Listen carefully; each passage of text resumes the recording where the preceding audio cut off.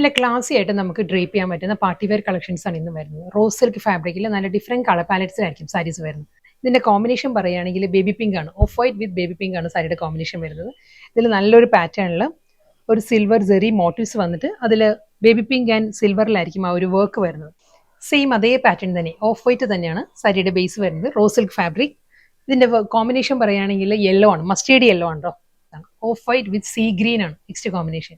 First one baby pink ആയിരുന്നു, second one mustard yellow, third one sea green. ആ ഒരു കോമ്പിനേഷനിലാണ് വരുന്നത്. നെക്സ്റ്റ് കളർ പാലറ്റ് പറയുകയാണെങ്കിൽ ഒലിവ് ഗ്രീൻ ആണ് സാരിയുടെ combination. Off white with olive green ആണ്, നല്ലൊരു റെയർ കോമ്പിനേഷൻ ആണ് സാരി വരുന്നത്. അടുത്ത കളറും നല്ലൊരു ഷെയ്ഡ് ആട്ടോ. ഇതിന്റെ കോമ്പിനേഷൻ വൈറ്റ് തന്നെയാണ്, ഓഫ് വൈറ്റ് തന്നെയാണ്, റോസ് സിൽക്ക് തന്നെ സാരിയുടെ ഫാബ്രിക് വരുന്നത്. ഇതിന്റെ കോമ്പിനേഷൻ ഒരു ഗ്രേ ബ്ലെൻഡഡ് ലാവൻഡർ ആണ്. അടുത്ത നല്ല സോഫ്റ്റ് കളറിലാണ് നെക്സ്റ്റ് സാരി വരുന്നത്. നല്ലൊരു സീ ഗ്രീൻ ആണ്, ഒരു teal green and see green, ഒരു ബ്ലെൻഡഡ് ഷെയ്ഡ് ആട്ടോ. നല്ലൊരു ഗ്രീൻ ആണ് സാരി വരുന്നത്. ഫുൾ ആ ഒരു സിൽവർ ടോണിൽ തന്നെ ആയിരിക്കും ബുട്ടി വർക്ക് വരിക. ഇത് റണ്ണിങ് ബോർഡർ വിത്ത് ബ്ലൗസ്. അടുത്ത സാരിയും നല്ലൊരു ഷെയ്ഡ് ആട്ടോ. ഇതൊരു ബ്രൗൺ ബ്ലെൻഡഡ് ചിക്കു ആണ് സാരിയുടെ ടോൺ വരുന്നത്. ഇതിലും അതേ സ്റ്റൈലിൽ തന്നെയായിരിക്കും ആ ഒരു വർക്ക് വരുന്നത്. ബേബി പിങ്ക് വിത്ത് സിൽവർ ആണ്.